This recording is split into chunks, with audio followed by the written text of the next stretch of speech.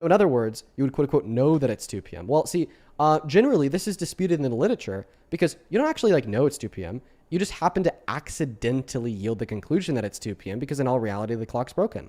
Okay, so there must be like some other condition of knowledge outside of just holding a justified true belief, like a defeasibility condition, which would essentially be an absence of defeaters. And of course, that on its own is an externalist view, and we could get into that defeasibility condition if you'd like. But I mean, at the end of the day, you gave an insufficient account of knowledge, and you're expecting to be a guy that No, I cooks it. didn't. So do you okay? So you gave an insufficient account of knowledge, and you're saying otherwise. So why do you reject post-Gettyism? So in order to hold Why do you knowledge, you have reject to have some sort post-Gettyism? of objective truth. Why but do you there's reject infinite post-Gettyism? regress, and there's also And why are you now pivoting Why to do I theories of reject it? justification? Yeah, why do you reject because theories of post-Gettyism? because that's just another theory of knowledge. Knowledge in and of itself cannot be proven true if there's no justifying reason as to what makes it true. So your Post-Gettyism definition of what knowledge Post-Gettyism is not a your theory of defin- knowledge. It's a critique of a theory of knowledge. What are we doing?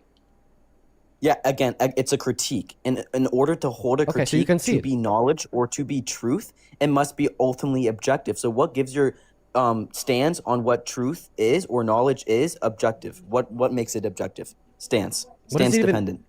What makes it stance independent? Do you mean? Independent, yes. Okay. Well, I think in order for a theory of knowledge to be true, you have to have a defeasibility condition, which you didn't account for as proven in the post-Gettyism literature.